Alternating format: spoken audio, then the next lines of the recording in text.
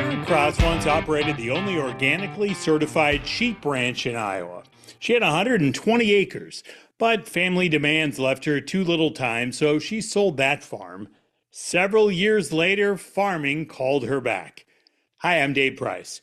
Sharon is farming, and it's one of the more unique operations anywhere near her. She leads In Harmony Farm, and she's focused on the future. Now, not for her kids. She knows that farming is probably not going to ever be their thing, but she is committed to many other people who do want farming as their future. We will get into what Sharon has developed and how it is bringing new opportunities to people from all over the world. We start our conversation with Sharon's introduction to farming. Well, welcome, Sharon. We appreciate you doing this. How are you? I'm wonderful. Thank you. I'm happy to be here. All right, so talk about how you got into farming. How did this happen? Is this something you always wanted to do as a little girl or what? It's funny you say that. If you asked my dad that, he would have told you that I always wanted to be a hog farmer. For Oh, whatever reason, seriously? when I was a young person, I always wanted to be a hog farmer. But no, I grew up in the city in Davenport. My folks were both teachers. But my dad, we grew up on a in town lot, but about an acre. So my dad had extensive gardens. He was kind of an arborist. We spent a lot of time outside. And in addition to that, he really spent a lot of time at county parks. So weekends and evenings, we were at the county parks, whether that was playing or fishing or hiking, whatever that was. And so I really developed a love for nature. And then as I grew older, probably in the late 90s, I really got focused on healthy eating and what that looked like. And so my real foray into farming began in 2006 when I started my own organic sheep ranch, which was quite a shift from my engineering career to farming. But it married my love of the outdoors with healthy eating and was a great way to just kind of get my feet wet. What was it about sheep? Uh, Low barrier to entry. Certainly, starting a cattle operation, starting a hog operation, a poultry operation is really extensive. And I wanted to do everything on pasture. And I wanted to do it somewhat close to central Iowa because we didn't live on a farm. And so sheep were easy because they could be outside 365 days a year. You didn't need a lot of infrastructure. I could start with a small flock that physically I could handle myself, and then it grew over time. Okay, no offense, but this is a pretty substantial career change you made, right? So how do you prep for such a switch? Well, my husband told me that I was never having fun unless I was dirty. Okay. So my career started at the Bridgestone Firestone Agricultural Tire Plant. So I was a process improvement engineer there for quite a few years. And from there, I started to work in the solid waste industry. So I did a lot of work at the plant itself in terms of how do we reduce our solid waste. I did a lot of speaking across the country on that work, and then that led me to the folks at Metro Waste Authority, which is a large regional landfill east of Des Moines. And it's really a nationally recognized landfill for the work that they do. And I went to work there. I launched the Curb It recycling program, the residential recycling program in the metro area that started with the little green bins and now is the big toters. That we launched in '94, and then the Compost It program. And I did a lot of petroleum contaminated soil work at the time. So kind of go from tires to Mm. landfill, and then the farm work came right after that. So all of it kind of in the conservation environmental sphere. So it's somewhat interconnected, but definitely a journey. Yeah, as you tell this story, it's almost like each one is a little breadcrumb that sort of built this trail, right, to where you are right now. Just hearing you talk, it was this, and you're sort of adding it all together really into where you are now.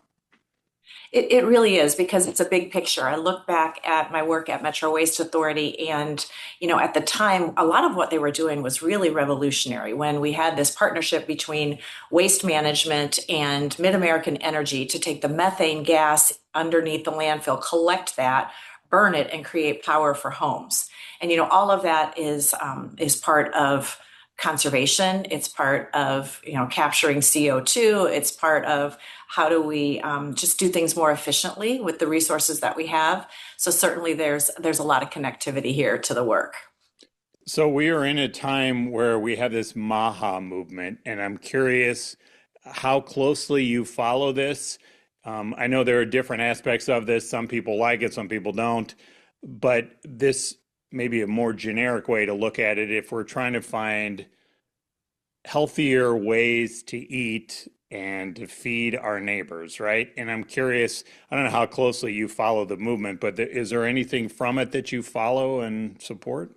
Not to get, I don't want to get political on you, but maybe just some of the themes. Absolutely. I follow very closely the work and the science that's evolving around how we eat and how we grow our food. In particular, Dave, the soil Hmm. and our soils in Iowa. It's so critical to have healthy soils in order to grow healthy food because celery grown in regenerative ag soil is different than the celery that's grown in soil that's depleted and has to be constantly enhanced with nutrients, et cetera. So I'm very closely following this work, and it's part of my health journey and trying to eat healthy, but also the work that I've done not only on Dollar Terra Ranch, but the work that we're now doing at In Harmony Farm, which is a nonprofit that I work with. And I definitely want to get into that. This sort of bigger theme idea about how do we feed all of our neighbors with healthier alternatives that they can access and afford. I presume, based on what you're doing with In Harmony, that this is something philosophically you believe in. Absolutely. And there's so many reasons for that. Certainly, we want to, from an economic impact perspective, we want to support our local farmers. Sure. From an environmental perspective, the more food that we can grow closer to home, the more we reduce our cost between transportation and storage, et cetera. And then finally, most importantly, the health benefits of foods that are grown closer to home.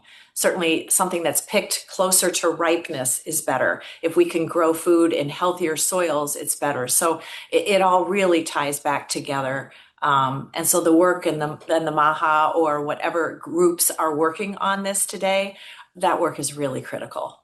One of the things that I would say I'm super biased about is that we've gotten rid of a few of these on the federal level. We had some programs underway. Is that I have two kids in school, and my preference would be that they eat healthy stuff and that it also supports our local growers. But it's a challenge to kind of build out that infrastructure, right?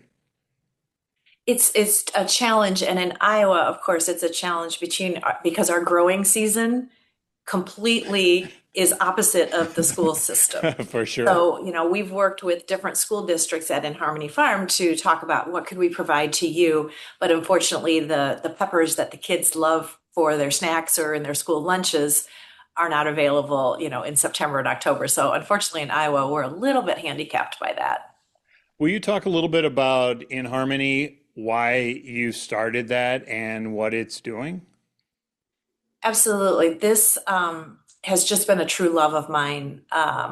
About 6 years ago, I started to think about what would happen to my farm, Dollar Terra Ranch, when I passed. Hmm. And my husband and I have a blended family of 5 children, and no one is particularly interested, likely, in continuing the farm. So I was trying to think, okay, what happens? And at the same time, my parents were aging, our grandchildren were starting to be born, and running a livestock operation is difficult when you're not there. And I'm the only one that works on the farm, with the exception of in the summertime, I would have some summertime help. So I started to think that maybe that transition should come before I pass, and maybe now is the time. So I connected with a good colleague and good friend of mine, Gina Ross, and we held meetings with probably 60 different stakeholders across the central Iowa area to really identify where the gaps are today between agriculture, healthy eating, and opportunities for underserved individuals.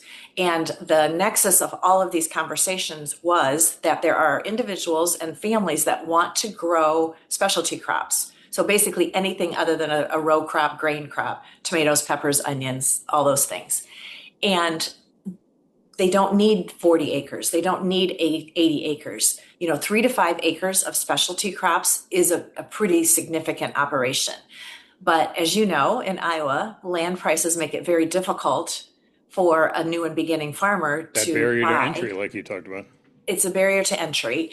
And to find a 5 acre parcel is nearly impossible because Mm, any nice 5 acre parcel within 30 minutes of Des Moines is gobbled up by someone who wants a weekend retreat. sure. And so that's really where the idea for In Harmony Farm started. And so I donated 70 acres of my farm to start this. And of the 70 acres, 25 of that are tillable. And so we've parceled that out into 10 or 11 parcels for new and beginning farmers. And we've put in infrastructure, including, there's water service to every field. There is a storage container, which is actually a used shipping container that serves as a tornado shelter on each parcel. And then we've got a main campus that's got 4 40-foot shipping containers that have been converted into coolers. We've got a wash and pack area. We've got basically everything they need from an infrastructure perspective, which is really nice because, again, that's a barrier to entry. If putting in water service on a farm is expensive, putting in electrical service, a cooler, all of those pieces. But then the farm program is a 5-year curriculum of starting with the basics. Do you have a tax ID number for your business? Do you have the appropriate level of insurance? Do you have a banking system that works for you? And then we start to talk about specialty crop agronomy. How can we assist these farmers and teach them about producing more food in a more healthy way on the same amount of land? So work smarter, not harder. And then finally, the last piece of what we do is help them with markets and really to understand that when these farmers that may have been farming a quarter of an acre before or a half of an acre before, you can sell your produce at a farmer's market or through a CSA. But when you start producing 4 acres of specialty crops, you need those larger volume consumers or customers. And so we're that connectivity for them.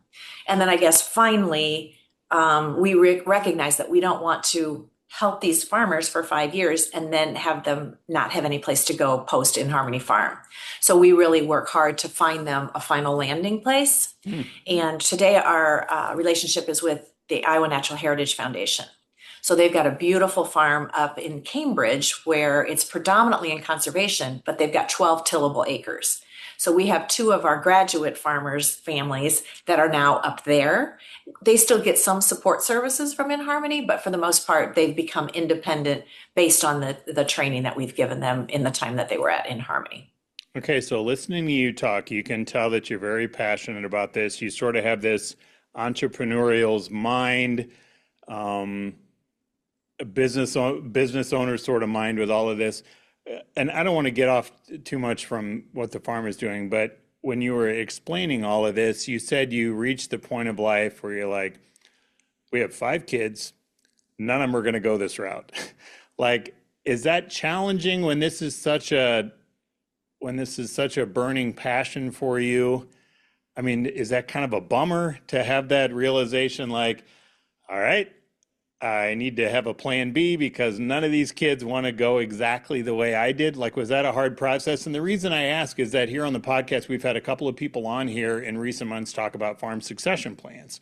And it can be very difficult, right? Because in a lot of cases, families don't have that conversation. And then the mom and dad, grandma and grandpa, whatever the older folks, when they pass, then it's kind of a mess when there's no structure in place to figure out. And then you find out none of the 5 kids want to really be part of this. And then it can be really convoluted and can be emotional and all kinds of stuff. And I don't want to get too much into your personal life, but I'm curious what that was like for you when you're like, okay, they don't want to follow my path, but this is sort of my dream and I want this thing to keep going. Yeah, absolutely. It is so emotional because I think about my time when I was farming, and I farmed raised sheep for 16 years. I know every inch of that farm, similar to, I'm sure, many of the individuals that you've spoken with. And so all of a sudden it is very personal. And so I think there's 2 things. One, creating In Harmony Farm was a great way to kind of memorialize that farm and make sure that it is being used for good. And we have a terrific board. We've got great policy. We've got an amazing staff. And so I feel really, really good about the way that part of the farm has gone. The remainder of my farm, I think the other real tool to that creating some sort of comfort level for myself are conservation easements. So I'm working today, as many landowners in Iowa have, to create conservation easements for that property so that even if I don't own it in 25, 30 years, I know that, as an example, livestock will never water in the streams and creek beds. There will never be row crop farms on this particular farm because it's not set up for that. It's not, the topography is not ideal for Hmm. that. So you can kind of put a little some bumpers in there that give you the assurance that even when I don't own the land someday, someone else will have to comply with uh, some of these conservation practices that are important to me today. When you were building this out, did you collaborate with anybody outside of the area? I'm curious how many in harmony type nonprofits are set up in such a way so that you really can help folks who are trying to get into the industry and then go succeed on their own? Or did you have to just learn and sort of do all of this on your own? There are definitely many incubator farms across the country, but most of those, Dave, do not graduate the farmers off. Hmm. And that's really our goal. Our vision would be Iowa speckled with these specialty crop farms all across the state, feeding all of these rural and urban communities. That would be our vision as an organization. Um, so that model is a little challenging because finding the land for the graduate farmers is a real challenge. The other piece of what we're doing that was a challenge at the beginning was most of our farmers, English is their second language. Mm. So today we have 10 farm families from Burundi, Africa, and one from Cameroon. And so finding the appropriate interpretation and translation services is hard in central Iowa. And you want to make sure that what we're providing for them in terms of a curriculum that they're able to digest and consume in a equitable way. And so that's another thing that you don't always see with other programs across the United States is how do we help get across that language barrier and make sure they feel welcomed, they understand the curriculum, and are able to apply what we're teaching. You must have learned so much from getting to know these people, what their lives were like back in their country before they moved here. They must have fascinating experiences that you can now draw upon, right? It is fascinating. Many of them have been here for 15 to 20 years, but they fled Burundi due to the war, and they were repositioned in Tanzania in war camps, and some went back to Burundi for a while and then came to the United States. Most of them, their bank accounts were drained by the government. Yeah. Their land was taken away. And when they farmed in Burundi, it was a real survivalist type um, methodology. So as long as there was food on the table and there was a little bit of money in the bank at the end of the season, that was success. And what we're trying to do is say, not only is it important to feed your family and to make money during the summer, but let's look at the acres of land that you are farming and figure out how you can be even more productive next year. This isn't just about survival. This is about how do we allow you to thrive.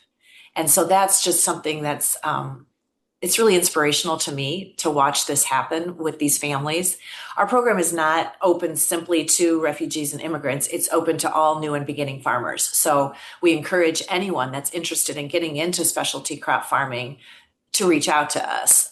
It's just today the cohort happens to be predominantly these immigrant and refugee populations.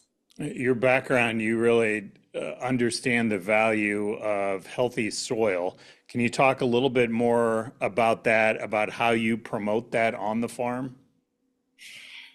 That's the real beauty is many of the farmers we have today, where they came from, they farmed organically. Sure. Many of them farmed without irrigation, even for specialty crops. So they are accustomed to enhancing the soil, creating a healthy gut microbiome for the soil because they know that their plants won't thrive without that. So that's the really great news is there's not a it's not an issue of they come to the farm and we have to convince them or educate them as to why regenerative agriculture is so beneficial. They already come with that mindset, but we just continue to help them and we help open up markets to compost and to manure. And we bring in Iowa State Extension and all these different groups that can come in, Practical Farmers of Iowa, and deliver educational modules related to specific types of growing. So the adoption was already there. We're hoping to just be able to enhance that. But we do have pretty strict rules at the farm. You don't have to be certified organic, but we have to understand any nutrients or any inputs that you're putting onto the farm, and they have to be pre-approved by our farm manager.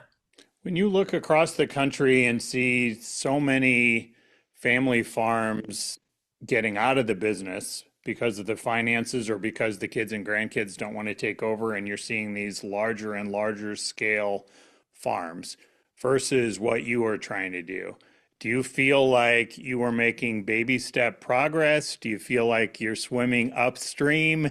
Like, what does it take for what you are trying to accomplish to be kind of more of a tipping point when we are at a time when the economic realities are so challenging to try to do something like you're doing? And the reason I ask, I just had a conversation this week with somebody, and he talked about that we need to be realistic thinking about if you've done corner beans all your life, whatever, in some mass scale, and you've got a gazillion dollars invested in whatever. You mentioned a hog house too, like maybe it's hog houses or your combines, what it doesn't really matter, all the machinery and all that kind of stuff.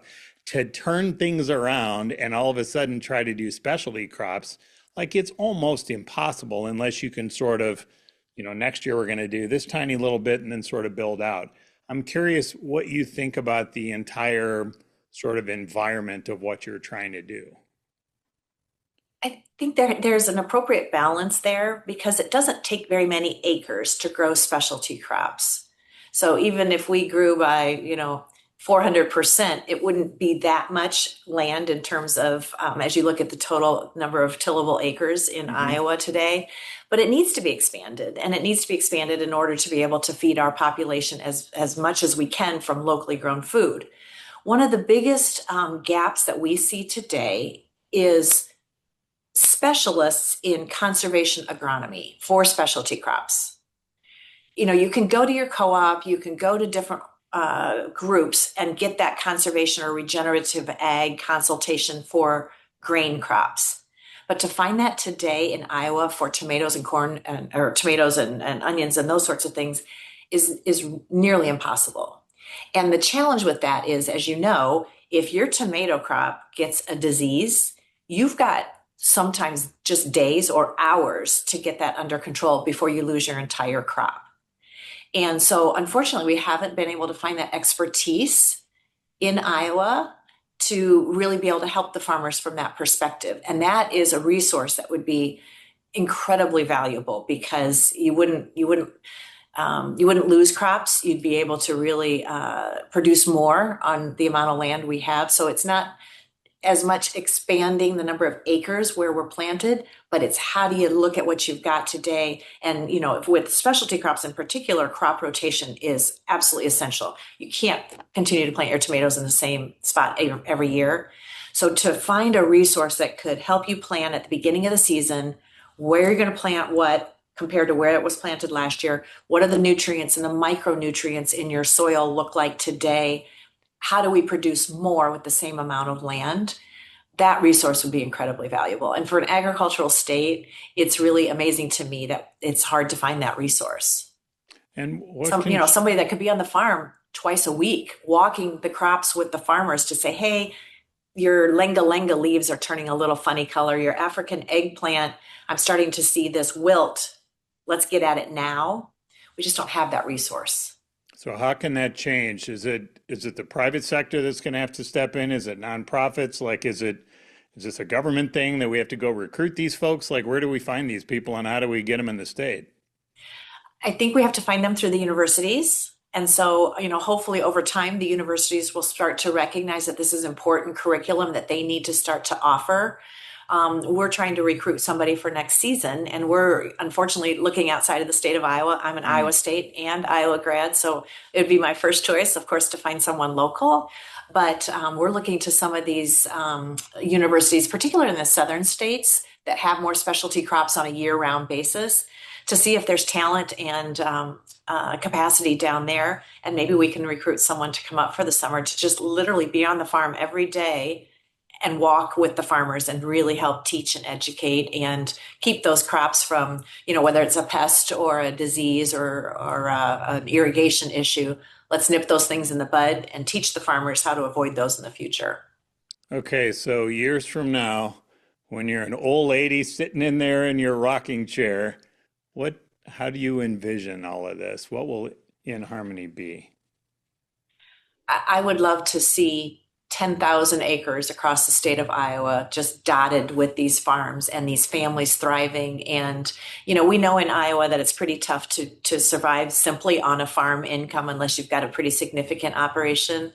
But not only having, maybe 10,000 acres out there in specialty crops growing for the local food system, but also these farmers earning a really substantial income because they put in hard work. Farming is really hard work, and you hope that they get recognized from an economic perspective for all of that hard work. And hopefully, we've educated the consuming public as to why this produce is so valuable. Thank you, Sharon. Thanks for sharing your vision and thanks for what you're doing. It's fun stuff. She is Sharon Krause, and you can learn more about her background and In Harmony Farm by checking out our profile piece about her. Find it in the American Farmland Owner newsletter. It's free and it comes out every Friday. You can get it emailed right to your inbox. Check it out now at AmericanFarmlandOwner.com. Thanks for joining us here on the podcast, and thanks for caring about the future of our farmland.